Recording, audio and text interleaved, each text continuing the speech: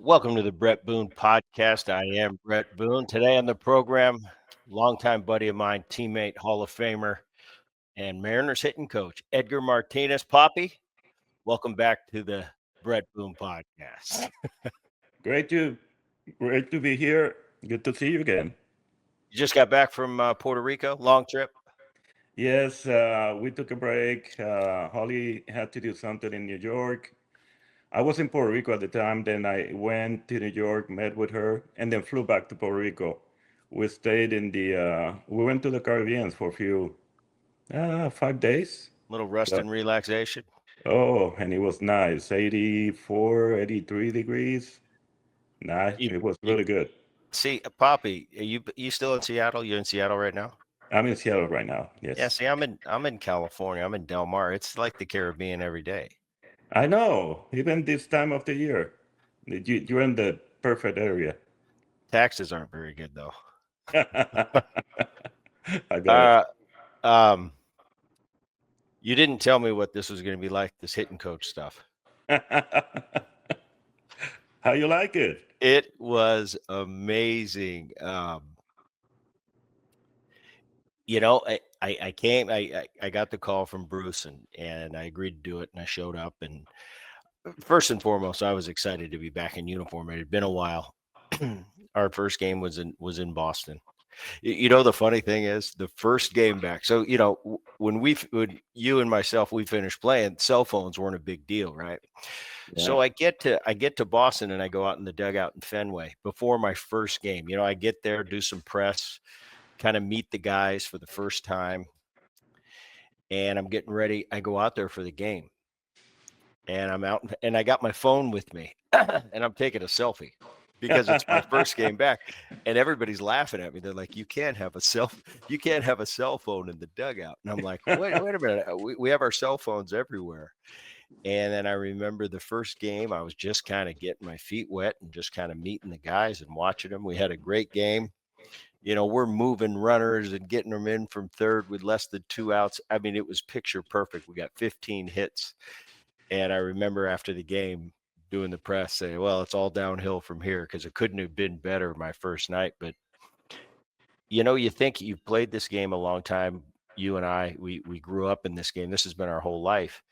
And you think you've seen and done it all. And then all of a sudden something like this humbles you a little bit and you have no clue that the commitment and the time you put in with these young players. And I'm not going to say I didn't love it. I did. It was much different, and I asked a couple months into my tenure, I asked my fellow coaches who were all great.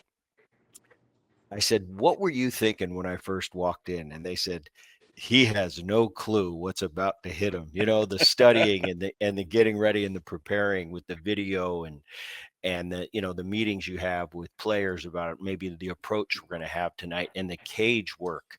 That was the first thing I saw is, wow, this is different than when we played. These guys are in the yeah, cage an awful, awful lot. But that was my initial experience. Fast forward, loved it, enjoyed it, got my juices flowing in the game again. I love it. I love being a part of something towards one cause. We'll get to the Mariners a little bit later in the broadcast here. You guys, one one game away from going to the World Series. And we came up a little bit short in Texas. We gave you a run late in the season. We got to within a game of that wild card, and we just couldn't hold on. But I could imagine all the blood, sweat, and tears you put into this job and put into the personnel and the players. How rewarding it must be when you do win to see them celebrate and to see them have success, because you know what goes in behind the scenes, and it's not easy to win. We found that out as players. But now being on, I would always say to the players, when there was a question, it would come up, Booney, what do you think? I said, what do I think? I think you're the player and I'm the background player. So you're the most important piece of this. I'm just a little tiny trinket that maybe I can help you in one facet of your game and maybe just be a tiny bit a part of that success. But it's all you, the work you put in and what you've done throughout your whole career. That's what's going to make the difference on the field. That was my early experience. For you, when you got back into the game, I think your first year back in was 2015.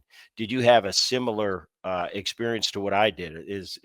wow, it's a little different, but we call it like kind of behind the curtain than as us just engineers.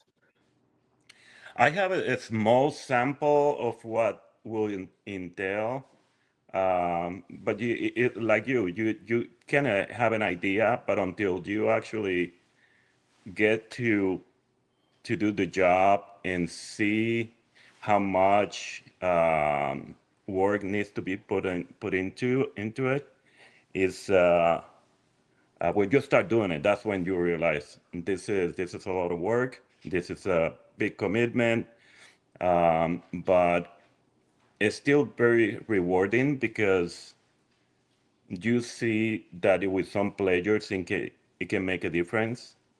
And when you see them have success, all that work that you put in, it just makes it all worth it. And but yeah, when I start coaching, it's like, oh, this is a long day. This is a lot of work. This is a lot going into it. All the homework that you got to do, the reports, videos that you got to watch. You only don't watch the videos of the pitchers. You watch videos on your hitters to see what they're doing. And constant communication with the players, the meetings, and it's a lot. It's a lot, but you know, I still enjoy it. I really enjoy it, especially this year, when we get better and better and better. What I have seen, the players is each player, most of our players improve from the previous years. They were better offensively, they were better players, and they have a great desire to of winning. The core that we have, it reminds me of the core that we have when we played together. Yeah. We had a core of guys that came prepared to win every single day, and these guys, and that's what I saw with the core, with these players. They played with pain, they played every day, and they play hard. It was fun to watch, and I enjoy it. I enjoy it now. I enjoy it a lot. You know what's for me? You know what I came to mind, Poppy? I thought I'd like to go back in time now to when we were playing and give all our coaches a hug because because we had no idea what they were going through. You know, we were worried about getting hits and scoring runs and moving runners and driving in runs and winning games. And we had no idea what they were going through. You know, now Yeah, you have a little bit because I liken it to, and I've shared this quite a bit. I liken it to watching your kids grow up. It's you want so much for them, and you want to see them do so well. But yet, when you put them out in the world by themselves, whether it be little league, pony ball, travel ball, whatever it may be, it could be a different sport. It could be the arts, whatever your child does. As a father, you just want to see them succeed.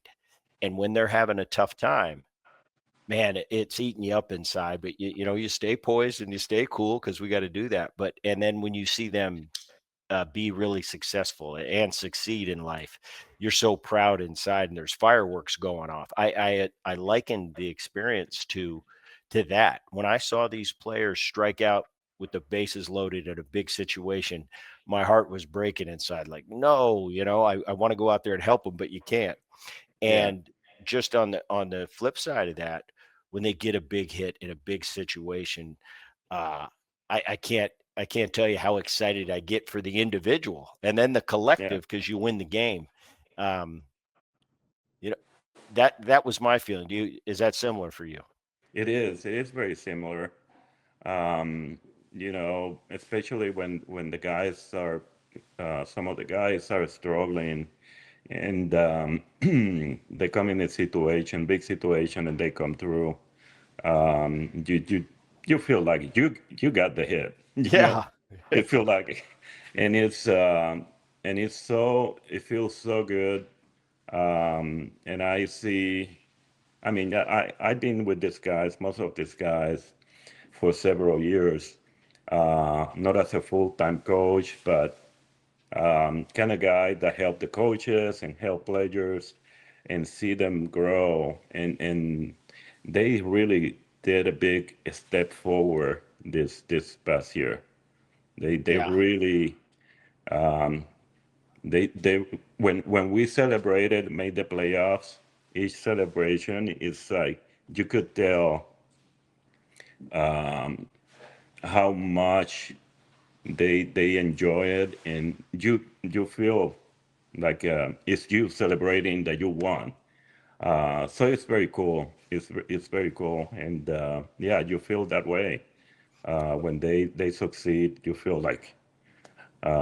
Like you succeed. like yes, yes, I came back my first. I only got to go. One series this year was at Safeco Field, and you guys, I think you beat us 3 out of 4. I wanted to really whoop you, but we ended up getting beat 3 out of 4. One of the tough games could have gone either way. Um, it was weird for me coming back. I've never been in the visiting clubhouse at T-Mobile Park, and all of yeah. a sudden I was, but a lot of familiar faces and guys coming down and talking, and getting to see that, the city of Seattle, where we both spent so many years. Question I have for you, and we didn't get a chance to talk when I was in Seattle, but the ballpark we had, remember, it was down the left field line. We had that high fence. Now they've removed the high fence, and I know in the alleys they brought it in a little bit. When we played there, it was always known as a really tough place to hit. Yeah. Over the years, with the changes they've made, and I've heard different scenarios, like the buildings in the background are different and there's different wind patterns. What do you see being there every day, how that ballpark's playing as opposed to when we were playing there in the early 2000s? It's still the gaps play big. Um, when you hit it, you put to the pool side, the ball's trouble. But the gap can be tough. The first month of the season is tough. It seems like every April, May, you get that win, and most of the time it's colder wind and it blows in. That is a tough month. But after that, June, July, August, the ball travels fine, and it plays like a little bigger than regular parks, but still the ball travels You better. know, and, and remember when we were playing, we always wanted that roof closed because the ball traveled better for us. It Yeah, was weird for me in Texas this year because I think the data came out, because I was noticing in Texas, man, that it's tough to hit a ball out in the gaps, and the players yeah. were talking about it. It played huge, and I think the data backs that up.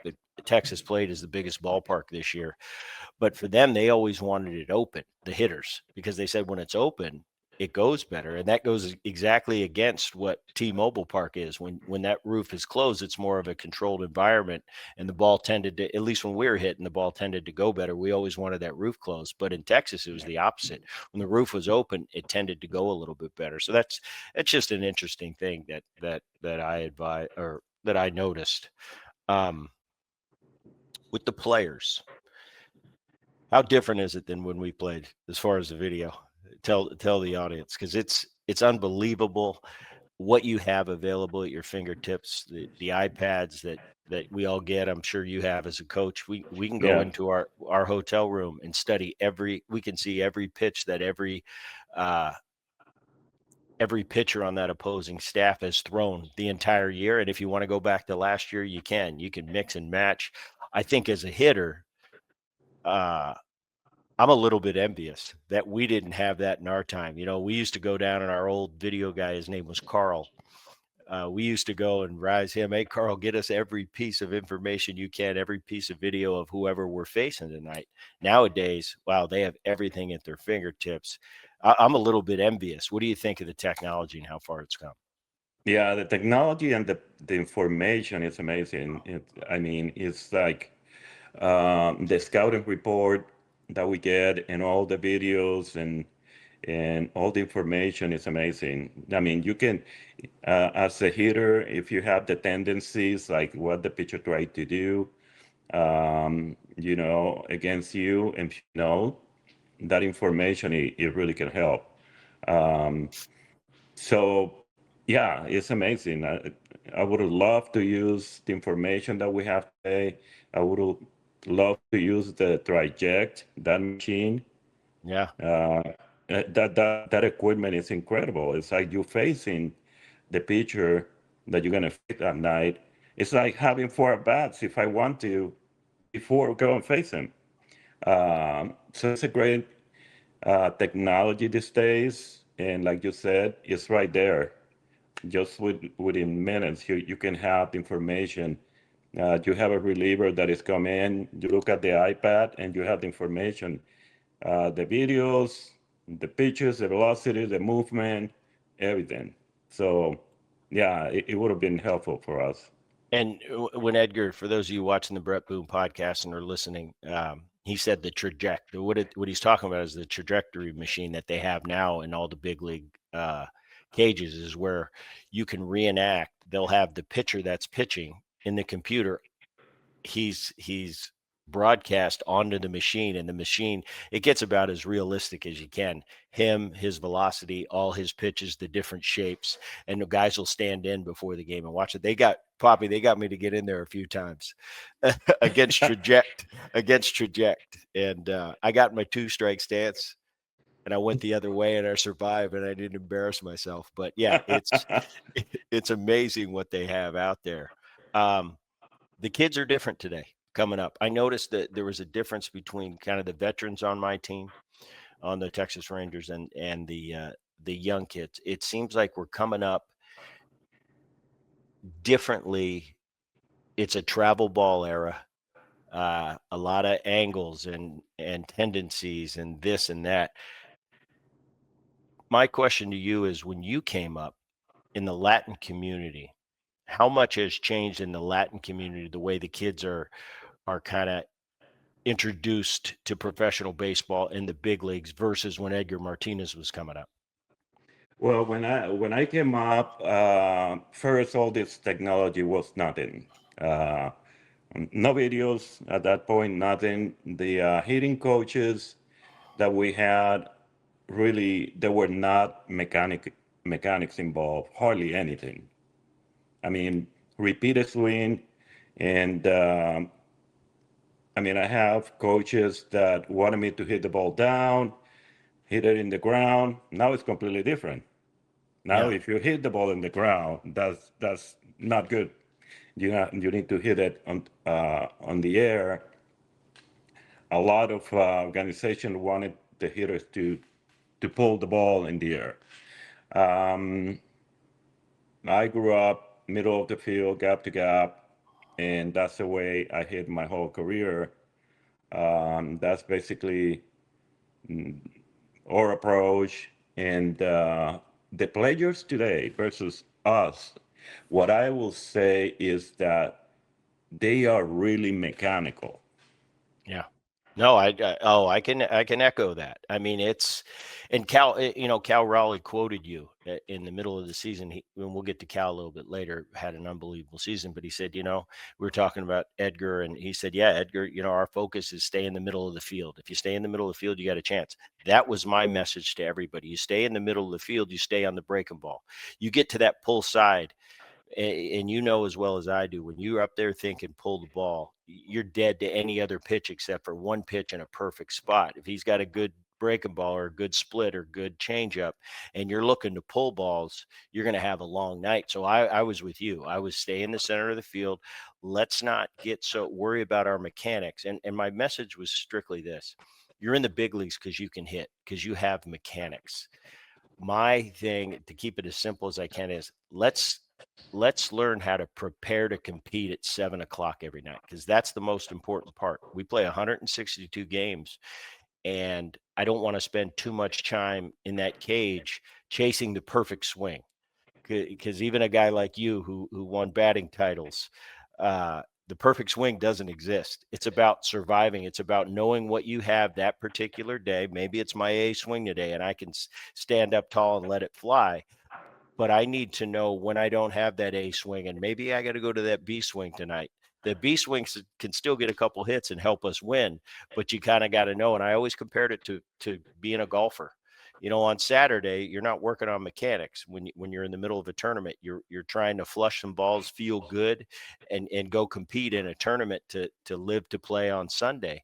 Baseball's a little bit like that because it's every day. Like football, the other sports, you got one game a week that you prepare all week for one game. Baseball never goes away. You might go on a run where you have to play 15, 16 in a row and there's nowhere to hide. So it's such a long process and a long season. I always thought, let's keep it as simple as possible and just prepare to compete every night at 7 o'clock. Yeah, it's basically what we try to do. The simpler we got it to middle of the field, solid contact. That's it. Yeah. Just compete same message. Compete, fight for your at bats, and when with two strikes, you might have to pull back, Yeah. throttle down, you swing, and know when you're over swinging. If you're over swinging, think about why do you over swinging? You're trying to hit homer, or you're late, but you swing. When you over swing, it's like compared to golf, you 500 yards, you have the driver, and what happened? Try to swing too hard, and the golf ball goes everywhere. So it's It goes, similar you know where it goes? It goes over there over there in the bushes. in the bushes. So similar baseball, when you have 3-1 count, you try to swing too hard, fall back, and now you have to deal with the split or the slider or whatever. So that was a simple message. Try to take advantage of the pitch. You pitch that you might get one or two pitches, good pitches to hit.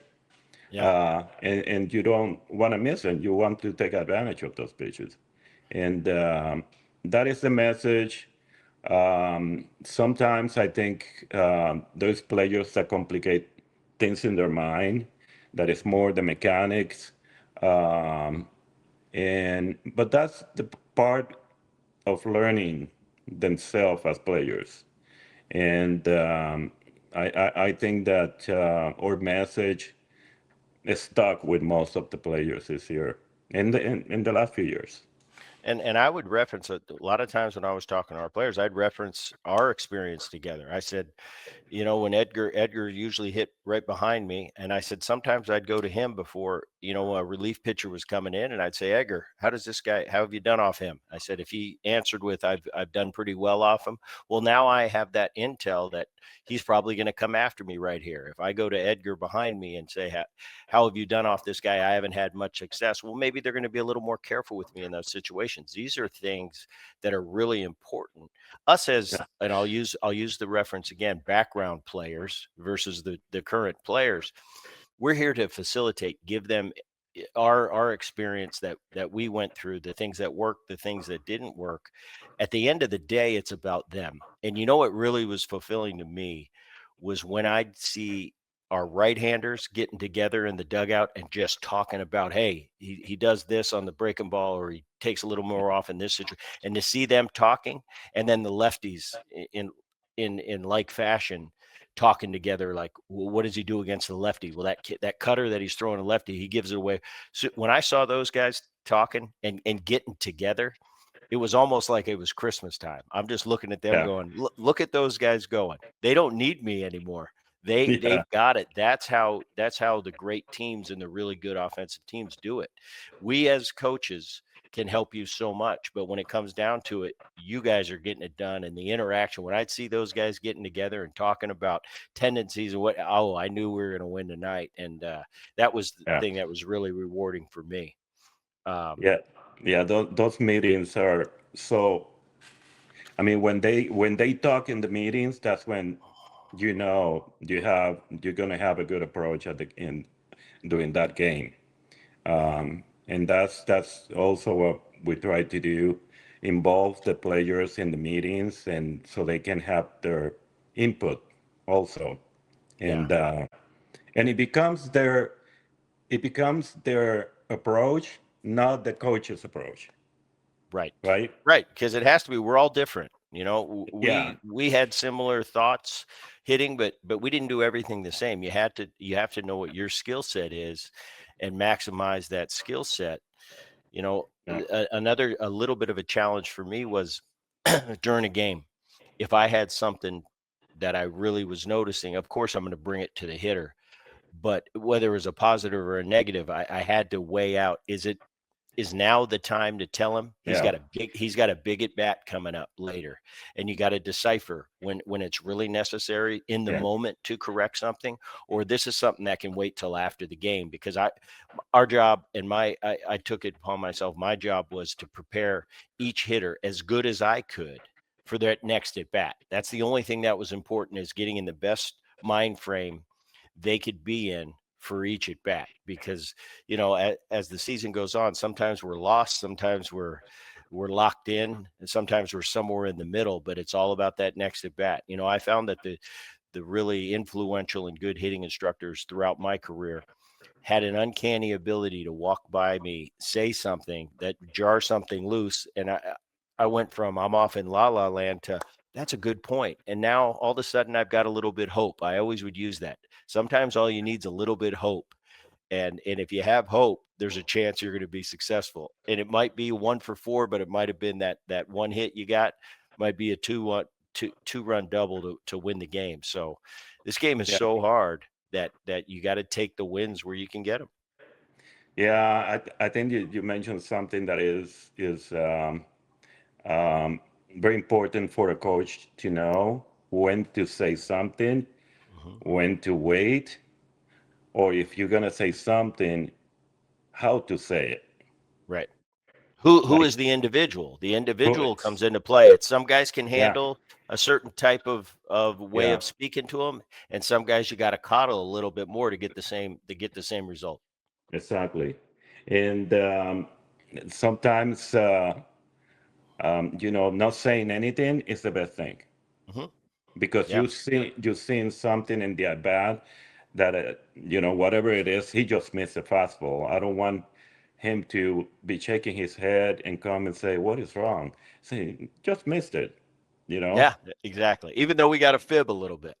Yeah, you're gonna Yeah. get the next one. You're gonna get the next one. He's gonna throw you another one. Yeah. You're gonna hit Yeah. it. You Yeah. know, it's so yeah. Communication is the most important part for the coach. How to communicate with the players, and that's the key. Yeah. What about here's what I did, and tell me if you had a similar experience. I would, let's say a guy like Yamamoto with the Dodgers got 7 pitches. Yeah, We can't possibly cover all of them, and he might have 3 breaking balls and they all break on a different trajectory. Well, I tried to couple that into that's his breaking ball. There's 3 of them and they vary in speeds, 3 to 4 mile an hour, but I'm not going to be able to drive myself crazy and be on all of them. It's almost like some days I had to separate soft and hard. He might have 3 different types of fastballs and 3 different type of breaking balls, and maybe a changeup or a split that he mixes in. I've got to kind of simplify it to soft and hard, because if I start trying to hit 7 different pitches, I definitely have no chance. How about your thoughts on that? yeah. When if you know your hitters, you know the ones that are late on the fastball because they are thinking about the breaking ball or the split. Um, we at times talk about stay on the fastball until two strikes. Stay on the fastball, but there was other pitchers that we felt that we could sit in the soft. Uh, so it depends who we're facing. Once again, Uh, it's the personnel, it's the player. yeah, it's the players. I Mhm. think our guys did pretty good job this year choosing a time to sit soft in some pitchers. Yeah. And Yeah, sometimes you have to, and it just, yeah, I told him, if you're going to sit soft, that doesn't mean we swing at the fastball. We got to give that up. And if yeah. we get that soft, when we get it and we get it for a strike, we can't miss it. You know That's the that thing. If the you're going to sit it, you can't miss it. yes, and the toughest one were the ones that have a big differential between fastball and soft. You know, Cor- Always been those that are way. Yeah. those are the toughest one. But you know, There was occasion that was said, when he gets behind the count, we might start looking for soft because that's when he start throwing. He pitch backwards. So, Right. and if we've seen the tendencies that the pitcher is throwing the fastball on purpose for a ball, so Right. he can pitch backwards, we might said in the meeting, let's see the tendencies, and if he's been pitching that way, look soft. Yeah. So yeah, I would always tell people too. I said, certain hitters, especially if he had a little time in, say, "What's your history against this guy? What have you beat him on?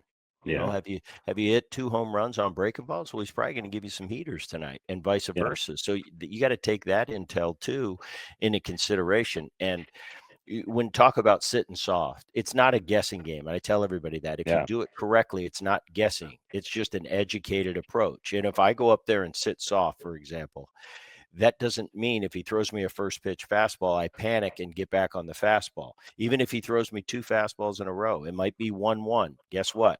Here's that soft one I've been waiting for, and don't miss it when you get it. That's what I told yeah, him.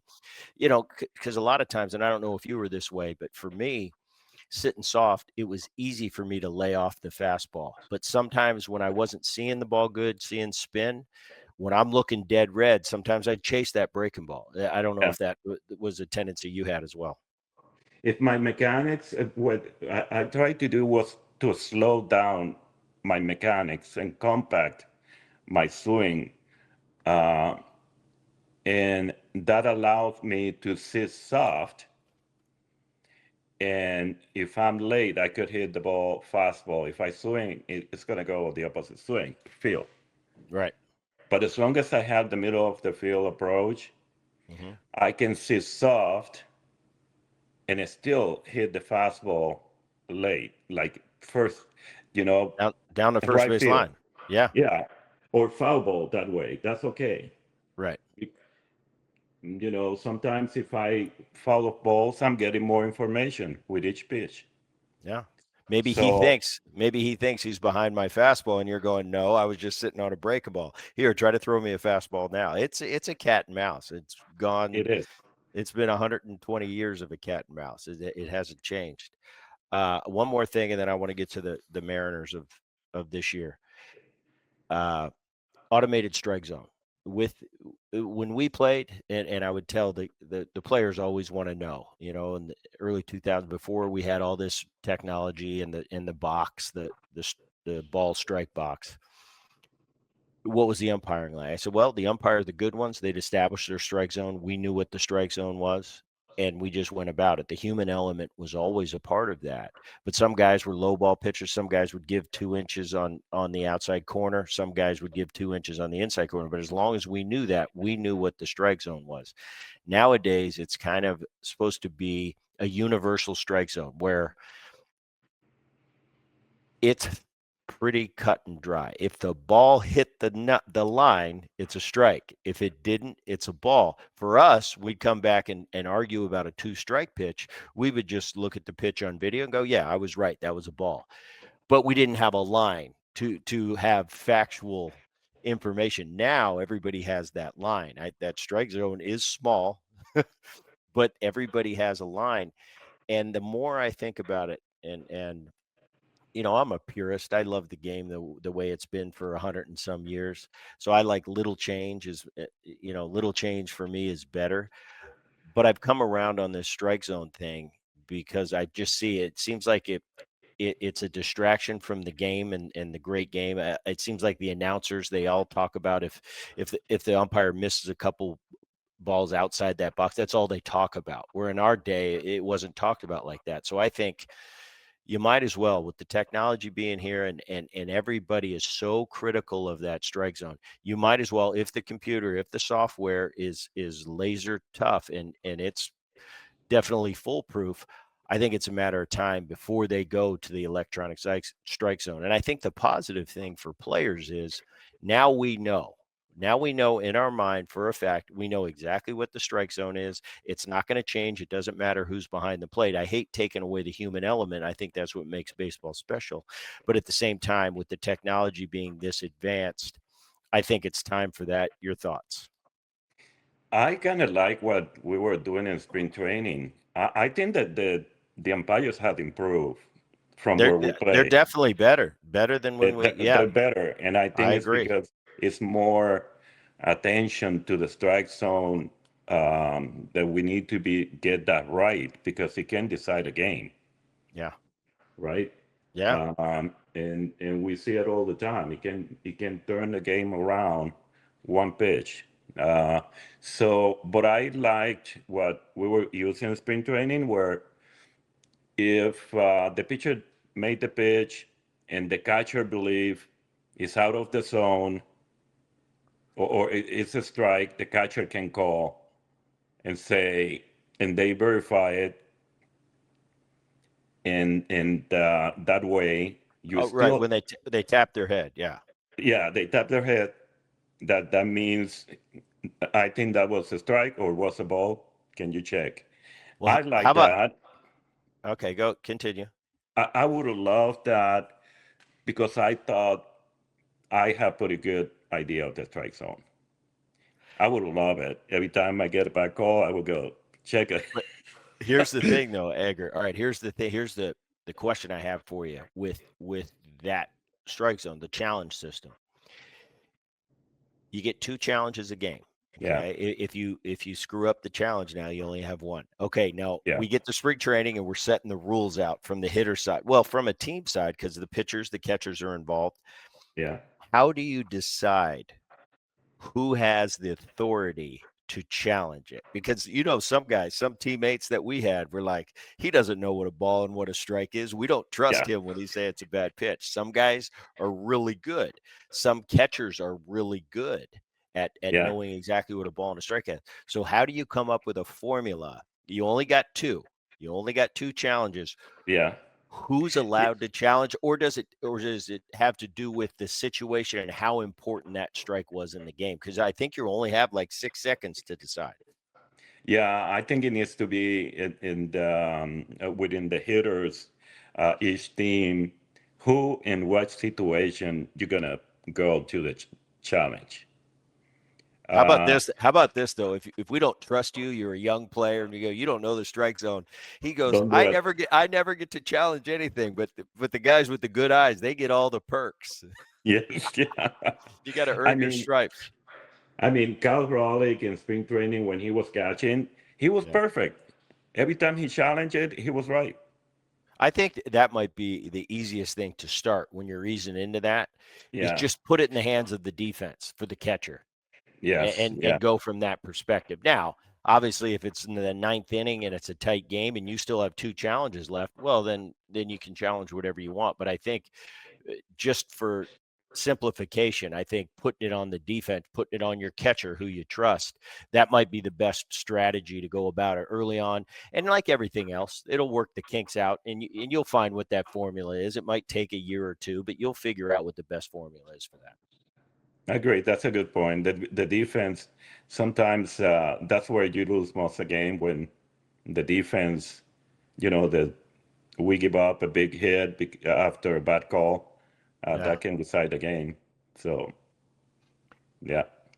All right, last before I get you out of here, I got to talk about that Mariner team. I was impressed, and I came into the season early May, so I didn't get to see the Dodgers play this year. I missed them, but I saw all the good teams. I saw the San Diego, the Padres, and all the playoff teams that were there. 2 teams stood out to me this year, and it was the middle of the season, maybe June or July. The Philadelphia Phillies came to town. Everybody was healthy. When they left town, I said, "That's a good team right there." Yes. And after the deadline, you acquired the new players. I left, I keep saying Safeco. I left T-Mobile Field and I said, that Mariner team's tough, not only because of all the weapons they have on that field offensively, but just because every single night a quality arm goes to the mound, and you never get a break as a hitter. Those great teams we'd play where it was like, oh man, we've got so and so, and we've got 4 nights, and we don't get a break because they're all tough. I looked at that with the Seattle Ball Club this year, with Munoz, Closion, and Brash being out there, Bizzardo, Spire. But I look at maybe your 5th starter was Castillo if you put it on if you put it on, you had Gilbert and Kirby and Wu was really impressive to me Yeah. with how his fastball exploded. But I left T-Mobile this year and I said, I had the same feeling that I had with that Philly ball club that left. I said, that's a tough team right there because they've got it all over the field. They pitch and they hit. Cal Raleigh was getting a lot of the headlines, and deservedly so. I love Cal Raleigh. I think he's a Dan Wilson type behind the plate, the way he handles the pitchers. He's an elite catch throw guy. And to hit 60 home runs in a season, it's ridiculous, let alone when you're a catcher to do it. He Yes. blew away the catching old record. I think it was 48. He just blew that away by 12. So what he did this year was unbelievable. But you had a Rosarina that had 27 homers, and Polanco had a comeback season for you guys.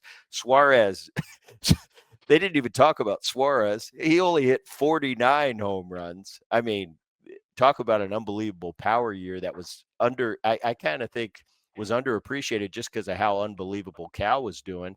But then you had Julio, your star center fielder. He hit 32 home runs. So I'd go through that lineup, and the way you guys set it up, there was nowhere to hide. It's like you always had that home run threat somewhere in that lineup, and it was really kind of stressful for a pitching staff to go through that lineup.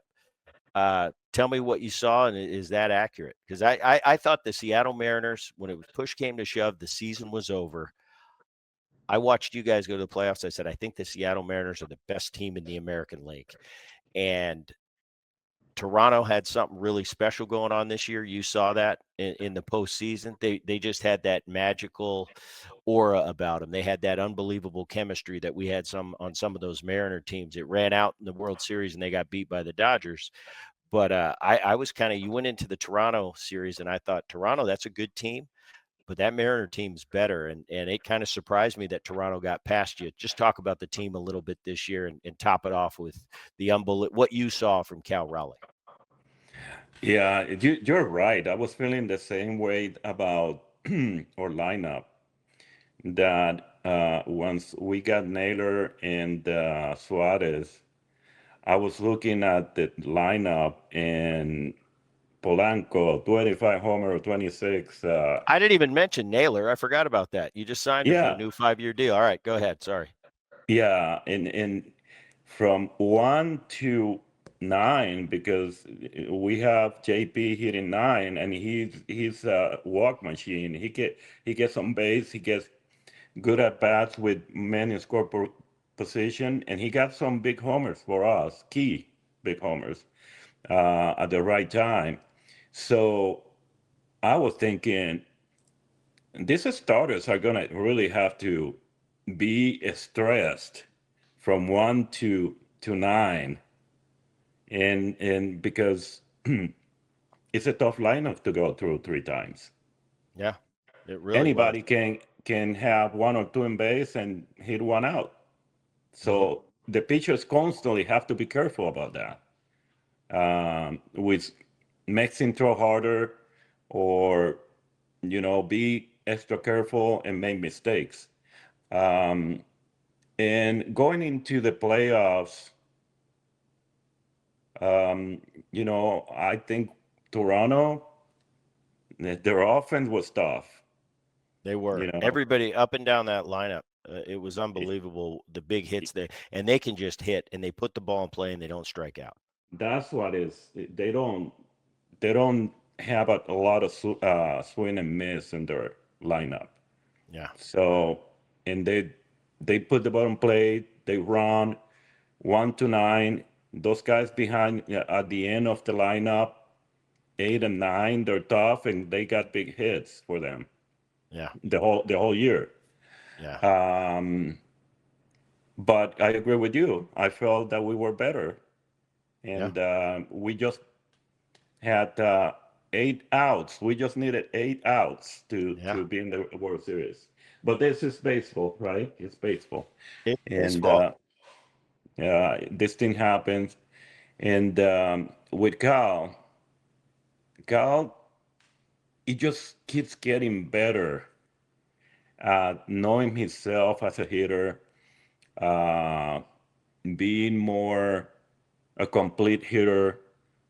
Sometimes he will feel like he was swinging too hard, and then but he was able to just kind of make the adjustment and get back on track.